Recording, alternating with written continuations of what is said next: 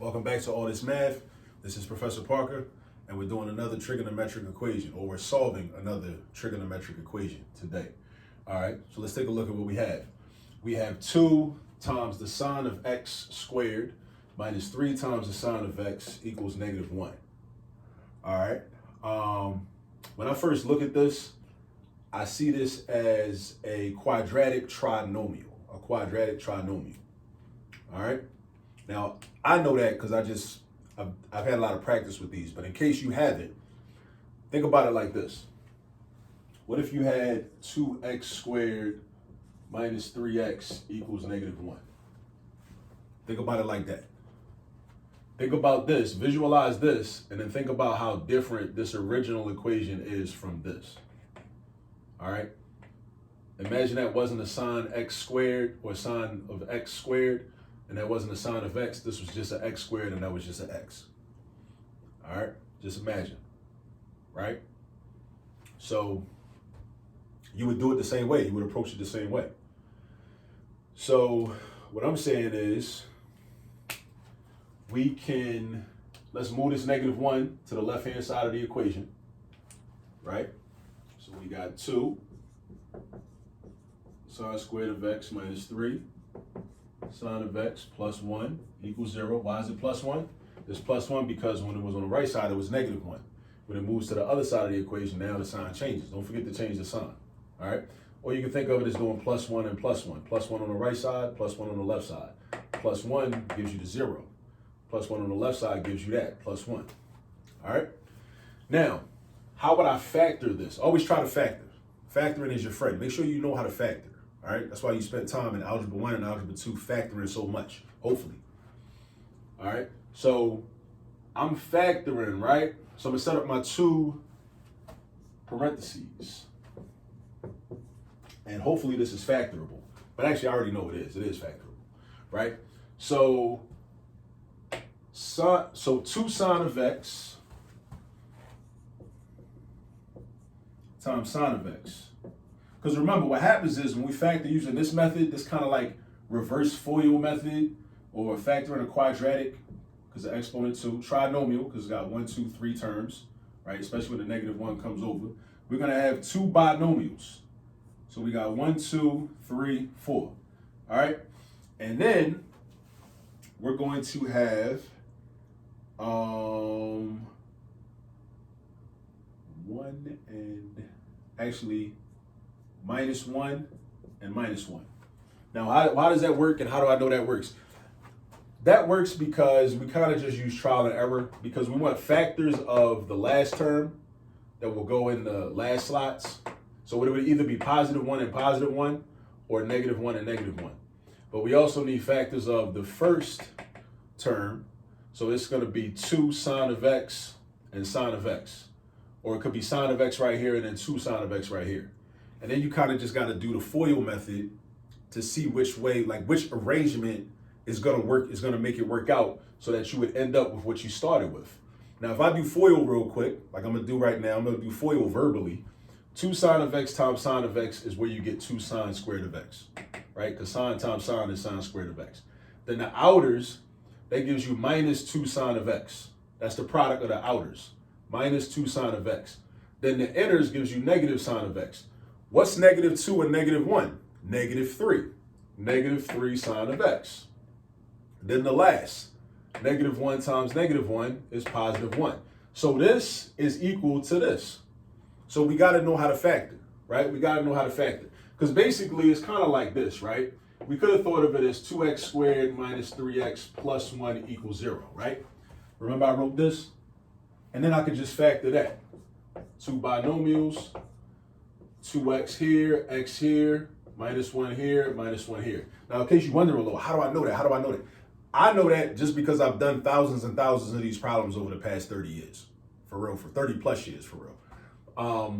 But you too, you might not be able to come to you as quickly, but it'll still come to you. You still can figure it out. All you got to do is just take the factors of the first term, put them in the first slots. Take the factors of the last term, put them in the last slot. And let's say at first I had tried +1 and +1, and it didn't work. This is called trial and error. Trial and error. If it didn't work, then I would try something else. And that's not the only method that we could use, trial and error, to factor a quadratic trinomial. It's a bunch of methods. It's a bunch of different methods. But when the numbers are small, typically I like to just use trial and error.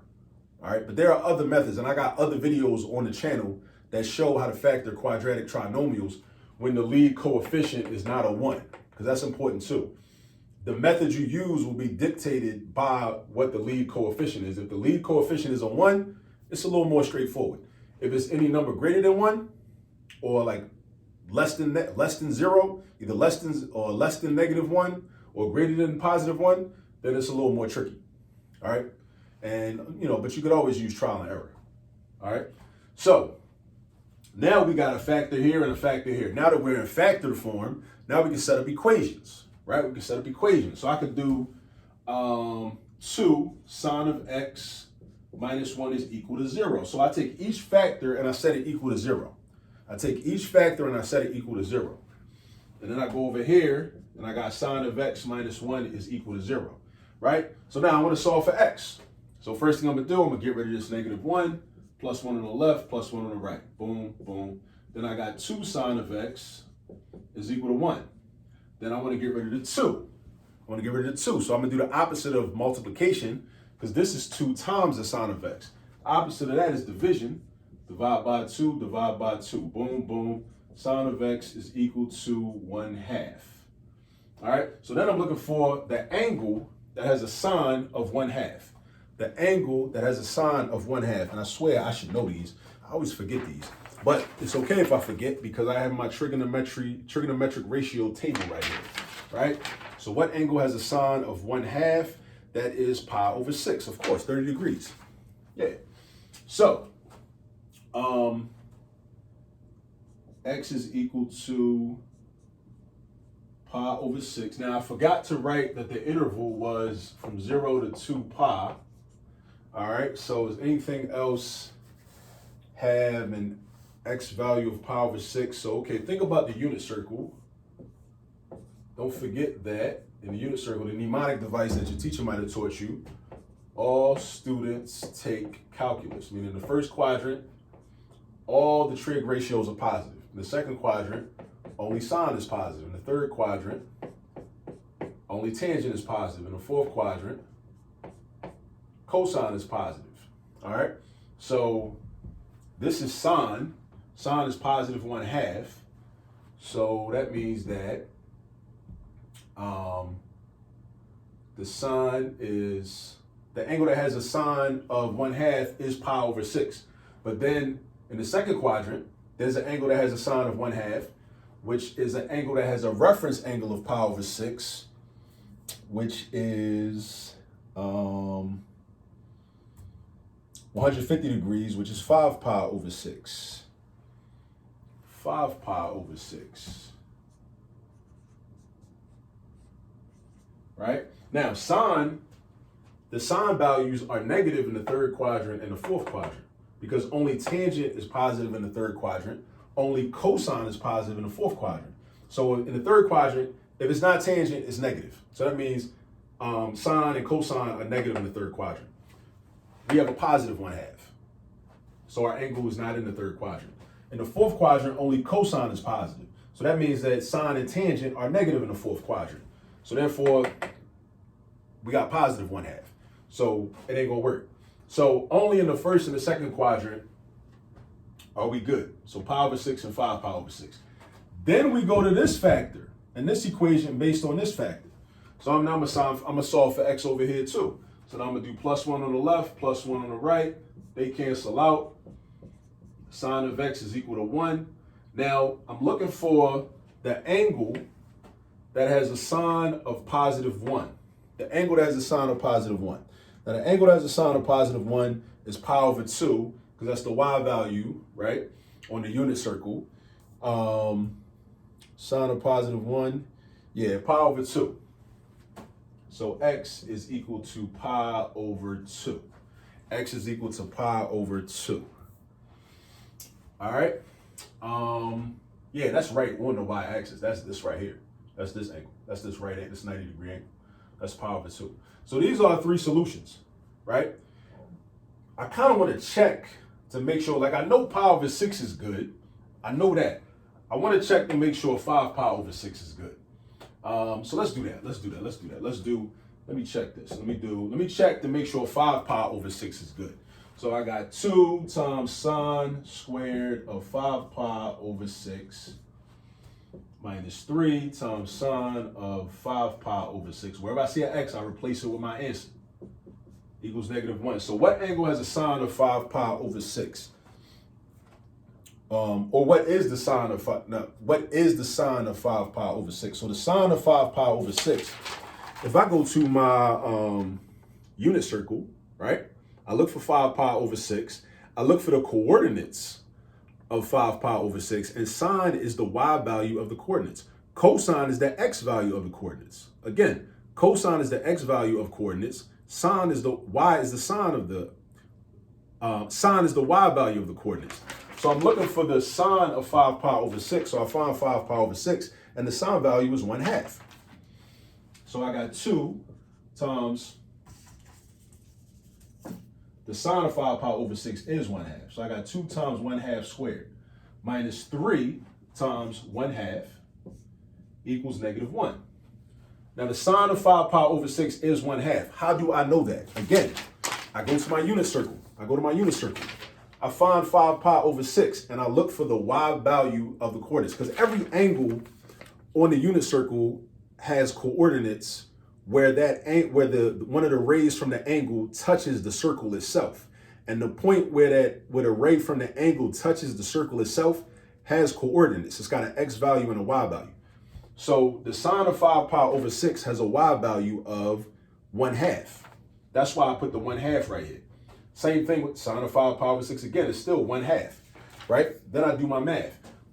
Order of operations. Don't forget order of operations. Even though we up in pre-calculus, we still got to use order of operations. We got to always remember the basics. 1/2 squared is 1/4. 2 times 1/4 is 2/4 or 1/2. 3 times 1/2 is -3/2.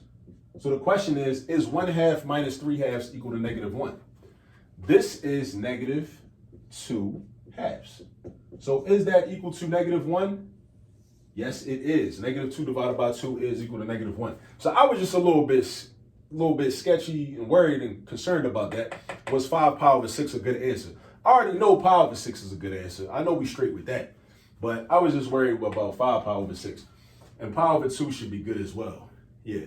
Because let's just, okay, what's the sine of pi over 2 is, the sine of pi over 2 is 1. The sine of pi over 2 is 1. 1 squared is 1. 1 times 2 is 2. And then sine of pi over 2 is still 1. 1 times 3 is 3. So that's 3. 2 minus 3 is -1. Yeah, so this is good. This is good. Well, 5 pi over 6 is good. We know pi over 6 is good. All right? And I know this seemed like a lot. It seemed like a lot, but really, the issue is understanding your algebra and knowing how to factor, and then going back and pulling out those algebra skills and how to factor, and then bringing it forth, and then understanding how to interpret the unit circle. So make sure you have a copy of the unit circle. You understand what the unit circle is and the information on there and how to use it. Also, a trig ratios table, very helpful. Trying to tell you, very helpful. You can get this online. You can just go do a search online. Trig ratios table, right? And then you can do problems like this, and then go back and check your work to make sure. Plug your numbers in that you get in radian measurements in the original equation, and make sure that the left side of the equation equals the right side, because that means you're dealing with the truth. Don't ever forget, when we do math, we use math to try to find the truth, right? We're going to find the value that's going to give us a true statement. We're looking for the truth. That's what math is all about. Math ain't about lying. Math is about the truth and finding the truth. Okay? Now, use this video as a guide. I showed you how to do these problems, so when you see a problem like this, you should be familiar with it, but you want to master how to do these problems, so you got to practice on your own. Go find yourself like 10 problems minimum. Ask your teacher, ask your professor, ask whoever. Go online, do a search for trigonometric equations, look for problems that look like this, do like 10 of them, minimum. All right? Get into the rhythm of it, and then you master it. All right? That's how you really learn. So you go get some practice, and I'll catch up with you on the next video. Peace.